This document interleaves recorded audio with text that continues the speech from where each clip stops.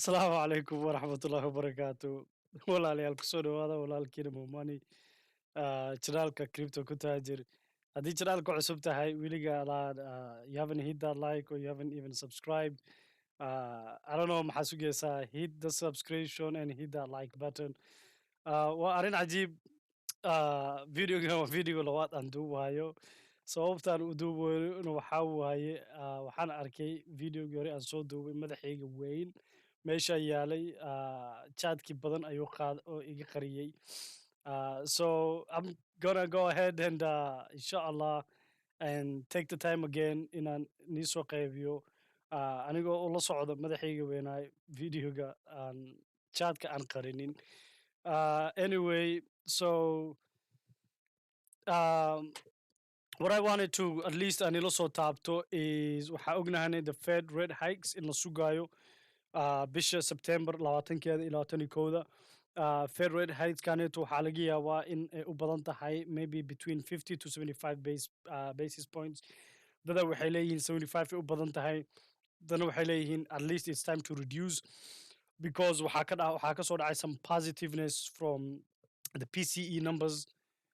Waxaa waaye the public consumption expenditure which macnaheeda waxaa waaye ummadda tusinayso dhinaca Mareykanka ee xisaabta ku socdaan ee fiiriyaan ummadda shicibka inay suuqa ay gelinooyaan economic ee lacag ay gelinooyaan expense badan ay sameynooyaan expensegooda inay soo yareeyeen ee lacagtooda ku dhegan yihiin.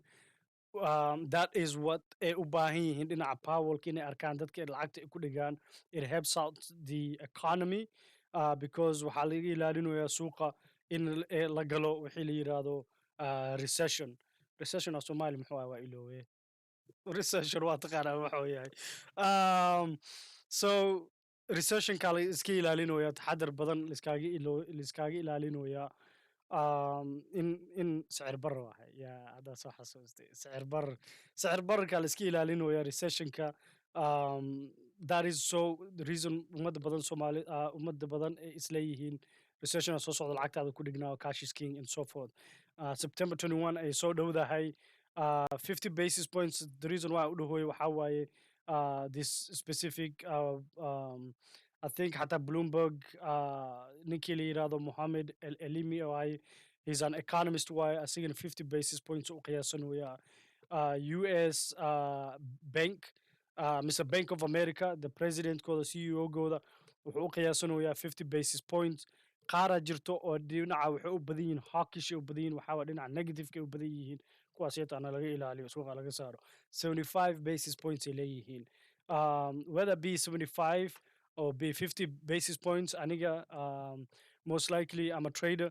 50 basis points 75 basis points waxaan u jeedaa inay suuqa u fiican tahay. It's not actually looking negative ma ahan waa wax u wanaagsan. 100 waa waxa laga cararaya boqolka lagu soo gelinaya hal mar. July iyo June 75 basis points ka waqtiga asiga 50 markuu ahay May 5th marka la marayo oo June 15th oo kor u qaaday oo dhahay 75 basis points suuqa waa soo daatay, right? Because from 50 to 75 waa ahay suuqa waa soo daatay. But July 27th Kohor, at least on June, he gave an indication of where most likely suuqa most likely loo gee doono the next basis points. He gave out a hint inuu dhihi doono 75 u badan tahay. 75kii dadkii ku qaateen faa'iido ku tahay.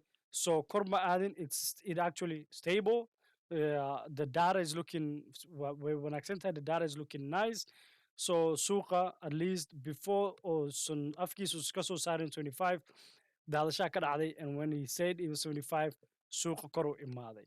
I have to see myself madaxayga inaan la socdo waa meesha uu ku yaalo videoga so that nambarada aan rabo inaan ila qaybsado aan si aad ku aragtiin. One thing that okay, so this is why let's just move not you let's move my head.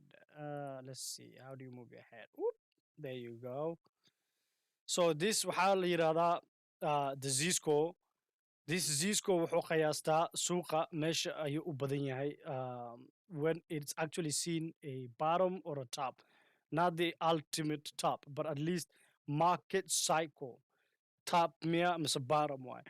This moving average Zsco wuxuu leeyahay BTC, it has come to a price where markuu soo taabto every time when the moving average, the 7-day moving average kan isticmaalayaan, markuu soo taabto the MRVZ, the MVRV, waa ilo what acronymka u istaagsanahay, but that is the blue, uh, meeshan hoose iyo the pink, meesha buluuga ah.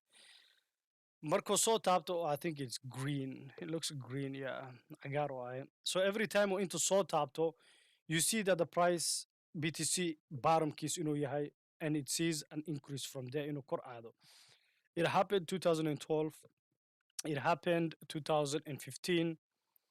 Waxaa ka dhacday 2012 uu soo taabtay, 2015, 2019, 2020 COVID markay dhacaysay. BTC price was so daatay, and then it went up. Same thing here, 2015, BTC came down, it's seen the bottom, and then BTC flied up. The opposite ka dhacdo, where BTC markuu kor soo aado, it touches this pink line, or maybe red line, guduud ama pink wuxuu ku leeyahay, markuu soo taabto inuu BTC ay soo daadanayso. So every time that the moving average is in this Z-score, inay soo daado doono, BTC oo soo daatay, it touched here, the BTC was soo daatay again in 2021, into soo taabtay, and now ila hadeertan downward pressure ku jirnaa. So right now it's showing that the BTC is actually in the bottom section of it. Haddii aad kaas ka qaadanayno that philosophy or that TAgaas haddii aad qaadanayno, wherever BTC hadeertan oo yahay, meaning it's not going to go below than that. That is wuxuu ku leeyahay bottom waay of this cycle kaneeto hadeertan lagu jiro from the 2021 up to 2023, inuu meeshaneeto oo u yahay bottomkiisa according to the Z-score. Another one isticmaalaan waxaa waaye hash ribbons or hash rates. Waxaa ka dambeeya nin la yidhaahdo Charles, companigiisana waxaa waaye Capriol Investment. Wuxuu u sameeyaa researches, the big companies oo u sameeyaa. Oh, let's move the head back down. Madaxa iga soo leexi. Wuxuu sameeyaa research badan oo ku sameeyaa kambaniyaal badan oo u sameeya. And that research ka u sameeyo, you can see every time BTC or soo taabto, it comes in and it comes in touch. It's so taabto this ribbon, or it tells you we are in the bottom kisa. BTC has bottomed out. So they are making their reasons to show that the hash ribbon, every time BTC or into soo taabto, it's a buying opportunity. He has waxaa qabaa an updated cusub update chart oo qabaa oo tusinaya inuu buy yahay, oo buyga u badan yihiin, ay leeyihiin bottomka inuu soo taabtay. Dadna waxay leeyihiin bottomka ma la soo taabanin, waxaa sii aadayna 10,000, 16,000, and then that shows capitulation meelahaaseeto. But these are two top level technical analysis software fiican isticmaalaan, company research u sameeyaan, ayakaa lacaga badan ku qaato. Marmarna dadkay usoo dhex dhigaan ummadda, they put out their reasons as to why ay leeyihiin the bottomkiisa la soo taabtay.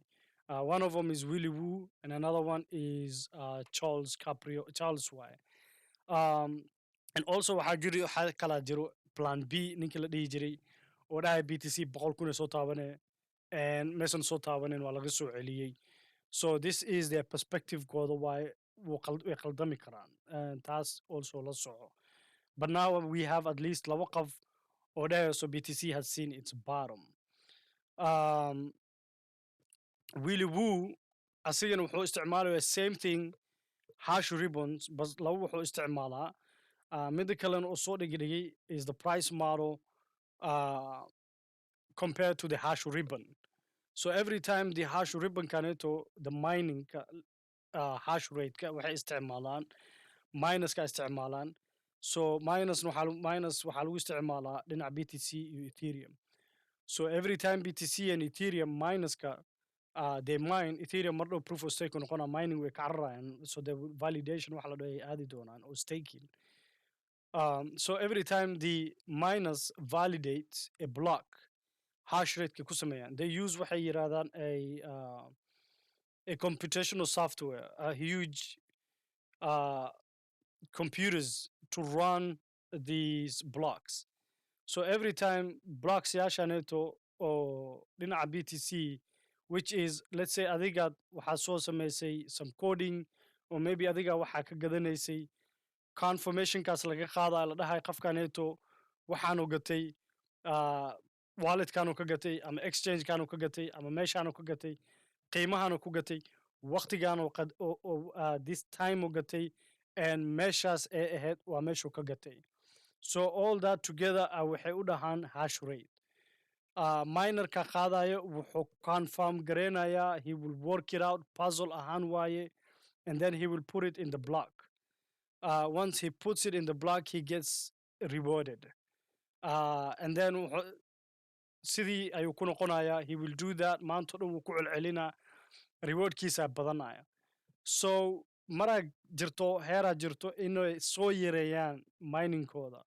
Markay miningkooda ay soo yareeyaan, the hash rate goes down. Hash rate waxaa waye nambaradaasito dhaadheer ee isku wada keenayaan, and that's how, I mean, these guys are confirming.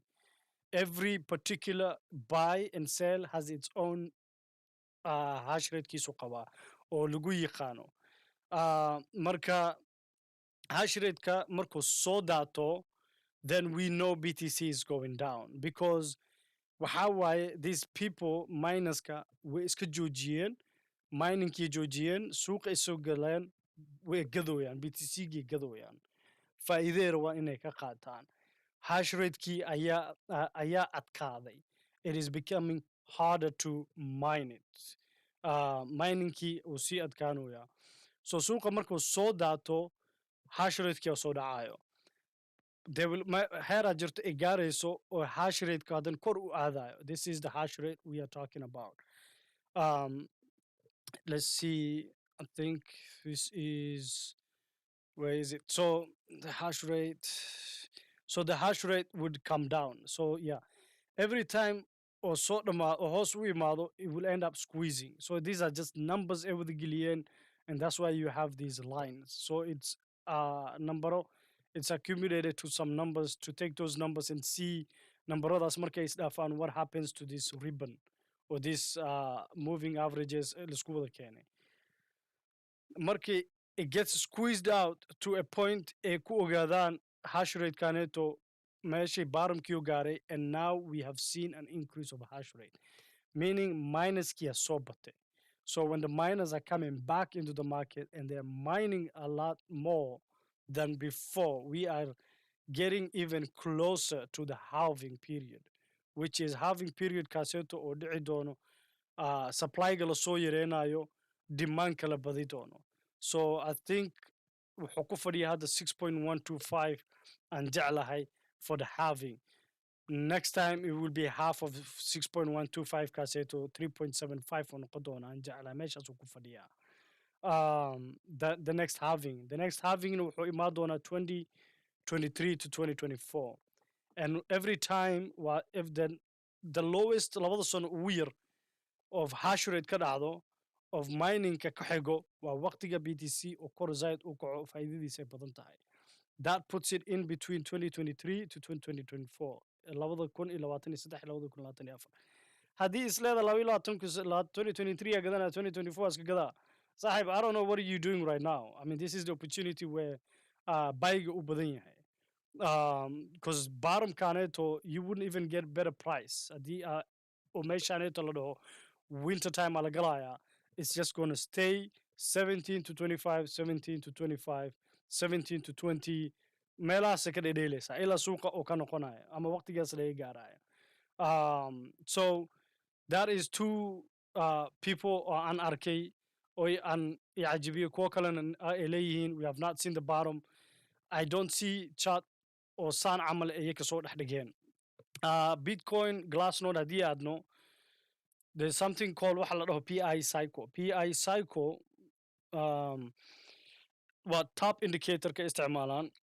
It tells you that 111 moving average ka iyo 350 moving average markay isdhaafaan laba mar, like they cross each other, so meaning This green one, it goes above the red one, and then وصول لابنا, and then it goes above 2 here. Plus or minus 3 days before that day or after that day, صدح بري أما لو صدح بري كيري صدح بري كدر, you know that BTC has seen the top. That is the best time to actually sell it. سوق إنك يبسط أكبحدي. And you see Mesha Seto, when that happened, سوق صوداتي. And then again, it ends up doing that 2 times. It has to do that lawamar. We come back here and we see a cross for the green one, right? The 111 moving average, it goes above the 350. وصو نقضي, but here it doesn't cross it. Where is started, and then وكان نقضي. So cross كده دو سميلا هاي, then we know PTC has وحصو تابتي tab kisa. For at this place, so since it has not crossed here, since it has not crossed, it touched. You can barely see it. waxaa laga yaabaa inaad dhahda bahalkan cross uu sameeye, warmomani bahalka uu cross gareeye. 111, they crossed each other. No, this one does not has it has not crossed. Maybe you have a better eye and say it crossed. You can argue and waxaa samey kartaa, you can keep on zooming and to see bahalkaneeto ma isdhaafeen ama ma isdhaafin. It has not crossed. Every time it crosses, you know that it actually went above uh, the 11, that BTC has seen the top. So waxaan ognahnay uh, 111 moving average kor muusan aadin. It has not passed the 350 moving average. So we know maanta waxaan ognahnay BTC has not seen its top. We can inshallah pay attention to that. It's called waxay dhahaan PI cycle. Just tells you, hey, we haven't gone to the top yet. Another one is the difficulty ribbon, which is wiliwu akadambeyo. Difficulty ribbon kaneto, when they ended up squeezing, it's the same way hash ribbon ko u fiiriyo. Squeezing kiisa markuu soo dhameeyo, the bottom kiisa uu soo dhawaadaa, and it has squeezed to a point that eventually bahalkaneto inuu kala furmi doono, and the price would start shooting up.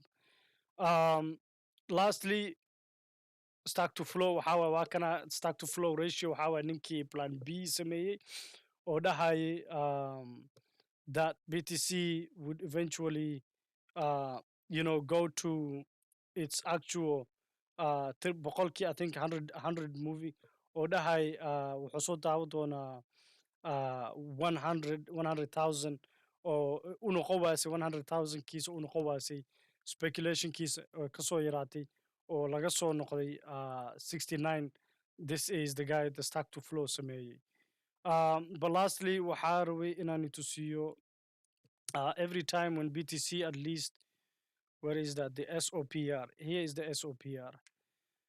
Spent output profit ratio. Every time BTC, this spent output, waxaa waay price ku jooga lagu gaday, price lagu gatay, the average in between, when this thing oo imaado minus below 1, BTC at least wuxuu aadaa, it starts to increase from there. Now we are in a price where hoos oo imaaday, it came low, but it has not come as low as this. So the swasha is within, how would it come low as like this one's spikes kan camal muu samey doonaa? That means BTC waxaa u dhiman inuu daato. If not, then we know BTC has bottomed out, because hadirtaan meesha fadhiyo, it's below the 1%, below the 1. So that is just a division in between. So a date lala socda inshallah is just to pay attention to this September 20th and September 21. That is at least a close date to look at. However, let's just go inshallah and take a look at the price wise. Price wise, BTC, we know for sure on a weekly basis, waxaa bahalkaneeto ka dhacay. Let's look at here. Kana ka fiican meesha kale waxaa waay, at least it's me trade wenshan ku sameeyo Let's just remove drawings and put this up. Weekly basis, we know BTC, it's still sitting at a bearish territory ku jira. When it's a bearish territory, you at least waxaa raadinaysaa patterns aa raadinaysaa to say, hey, I'm taking a buy to to be able to sell it hadhowti faa'iido si aan ugu gado. Markuu ku jiro the bullish territory, waxaa la raadiyaa opportunity to sell si BTC hoos u soo dhaco haddana aad mar kale hoos ku gadatid. That's how you just make your trade. Haddeertaa we know bahalkaneeto inuu bearish yahay. We have two confirmation bearish candles, really bearish ones. Labo candle waaweyn. You can see that this is a confirmed candle, and you see another one confirmed candle. Usbuucii ugu horeeyay cagaaru ku jiraa. I mean, it's a fresh week. We will see where BTC takes us. On a daily, on a 4-hourly chart, waxaa BTC soo aragnay inuu ku jiray a channel fiican inuu ku jiray from here to here to here. We know BTC, it was in a good channel. It's not always going to be like that, right? Suuqa waa isbedelaya. So that's why we have to think at least a little bit like traders. So daadashadaneeto markuu ka soo daatay wuxuu sameeyey, at least wuxuu sameeyey high lows uu sameeyey, and he made higher highs, right? So this was a confirmed higher low, but BTC, we needed to have another higher low, meeshaneeto, for it to go back up and test here. But unfortunately, kama dhicin. That had to be a fake out, was so daatay. It retested its previous low. Haddii aad trade ku jirtay, you know, you could possibly have seen that ahead of time. Rare trader haddii aad tahay, and just put on two good lines. Labadan line neto, you could see in ahead wixii la yiraahdo a falling wedge, and that falling wedge, and you see bahalka neto, you can go back and you see that your BTC price kaneto, BTC inuu meeshaneeto falling wedge gudihiisa anako ka fiirinayno. Let's look, make this yellow. BTC asigoo kor u socdo oo wuxuu ku dhex jiraa falling wedge. Asigoo falling wedge ku jiro, you can see your volume from here. It comes down, right? Volume ko soo yaraaday. It keeps on going up here. However, meeshaan marka la soo gaaray, there was a fake out, right? You had an increase of a volume. Despite BTC or inti imaaday, volume kaneto, with all these buys, if buys are really strong, they needed to break this with this volume, but it did not. Waxaa ku jirto take profits and sell shorts soo galay. Then tells you, hey, bahalkaneto, it's getting weaker. Wuu soo yaraanaya, tacbaana noqonaya. It's time to be really cautious. And again, from here to here, we see it in a soo yaraatay oo BTC asigana price kor u socday, volume ko soo socday. That tells you at least you have a good confirmation that this falling wedge will be confirmed once or break or ka dhaco.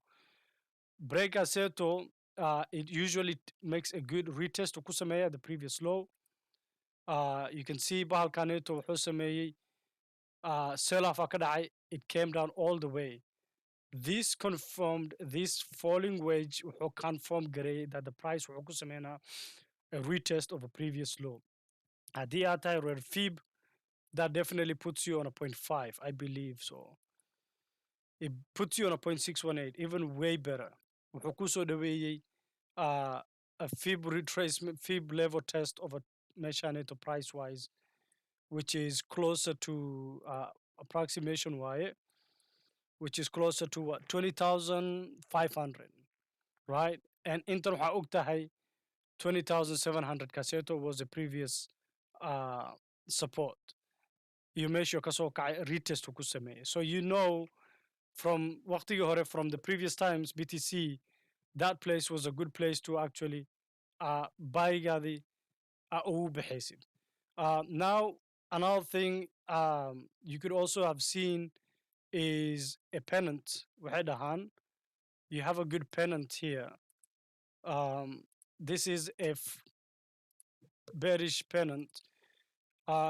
walaalayaal haddii aad daawanin ama haddii aad daawatid waxaad fiirisaa dhinaca youtube-ka ay ku jirto dhinaca waxbarashada waxbarasho kuwan these drawings aan sameynayo that is where aan kugu barayo si aa hadhowti ula socotid markaan ka hadlaayo tradeska saa ugu qaadan kartid or at least you can make some understanding of what I'm saying because haddeertaan am line badana meeshaan geligelino I'm putting some lines magacyaala int ku sheegoyaa magacyaashaaseeto af ingiriis aan ku sheegoyaa waxaad u baahantahay inaad fahantid xarfahaaseeto macnaheeda wuxuu yahay because hadhowti waxaa laga yaabaa warar akhbaar inaad fiirisatid ama qof kale inaad dhegeysatid oo dhaho hey there's a pen and flag bearish pen and flag oh waa taqaanaa indhahaadii ayaa arki doono and macnaheeda waad fahmaysaa so videoyaashaas walaal adiga kugu talagalay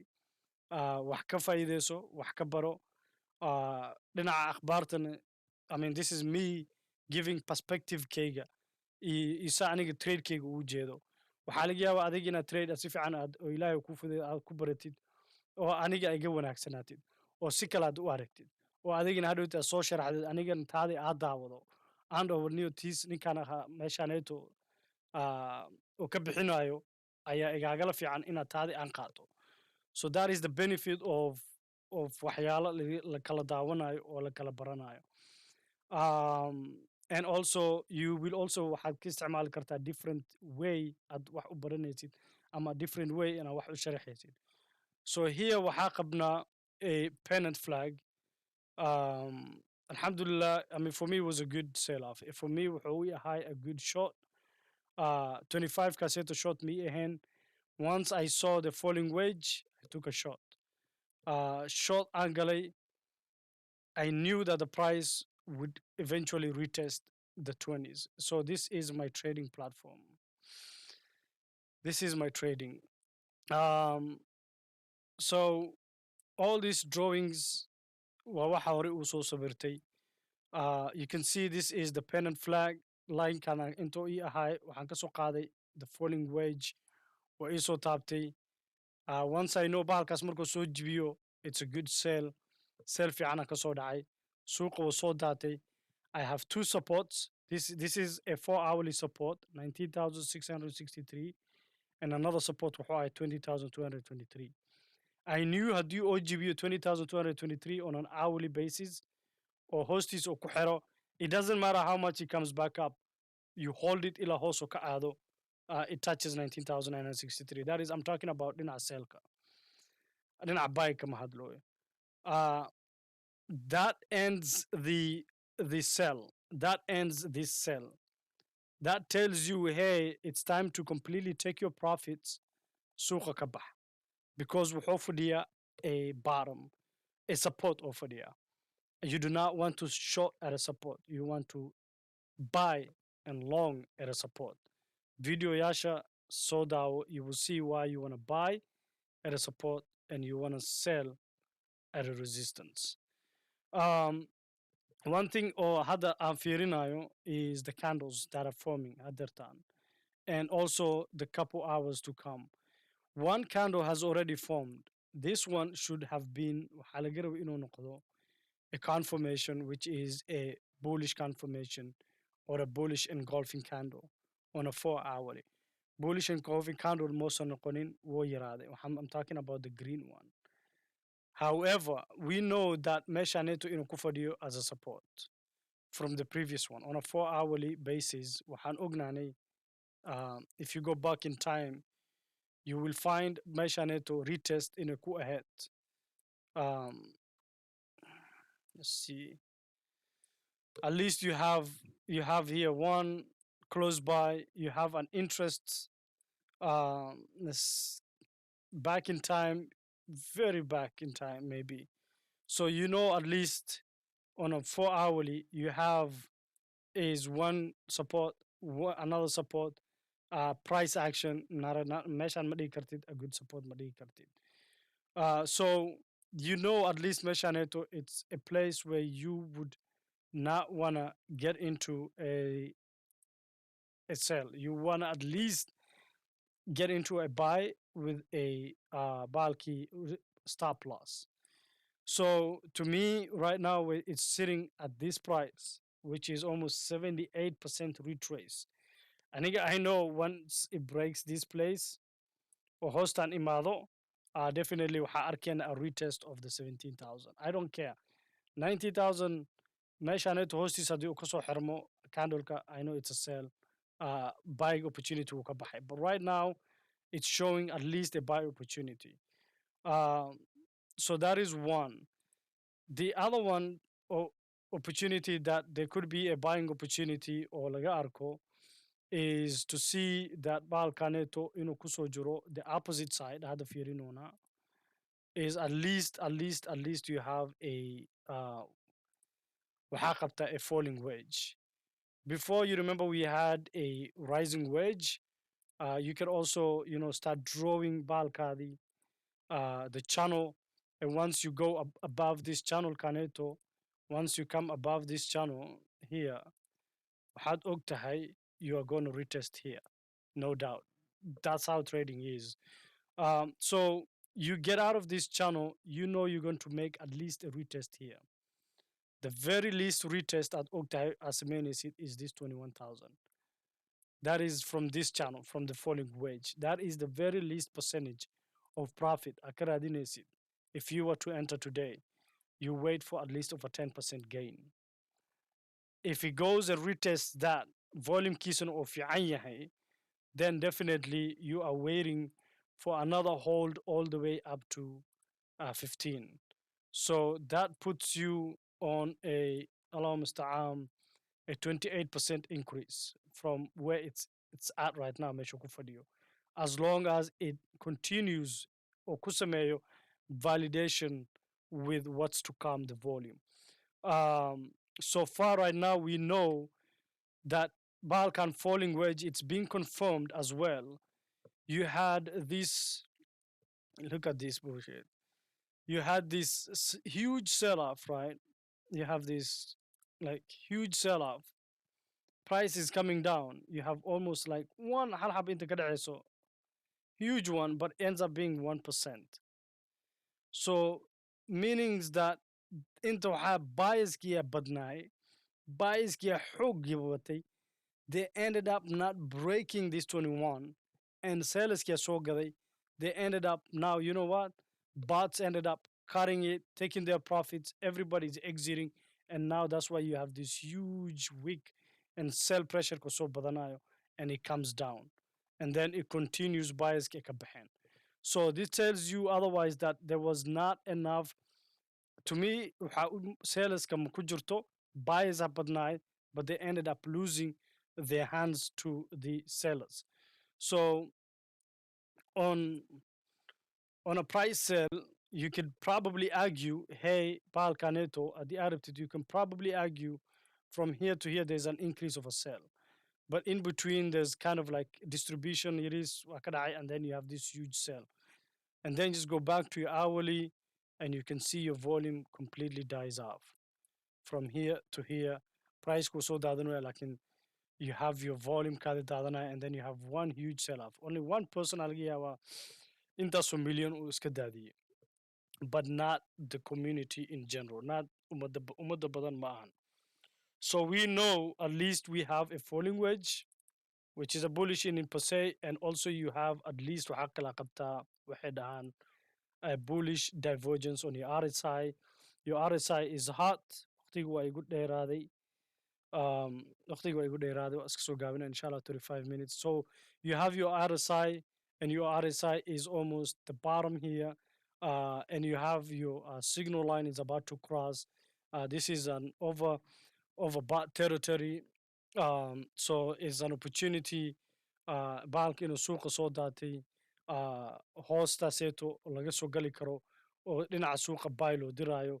And inshallah, sometimes that's what trade is about. You waxyaalahaasaa fiirinaysaa markaa aragtid buygaada qaadanaysaa, you take your trade and you put your stop loss and you just wait for the best.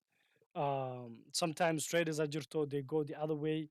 Waxay dhahayaan, hey, dadaa maanta waxay rabaan inay soo galaan long, adiga iyakan waxay u soo galayaan short, because waxaana ujeedid iyakan way u jeedaan so way kula qamaarayaan dhinaca kale rabaan suuqa inuu u aado because iyakaa faa'iido ku qabo daadashada ay daadinayaan si ay u gataan raqiis beec fiican ama beec raqiis ay ku helaan suuqa hoos u sii daadiyaan insha allah waa walaalkiina momani janaalka cripto ku taajir kusoo dhawaada asalaamu calaykum waraxmatullaahi wabarakaatuh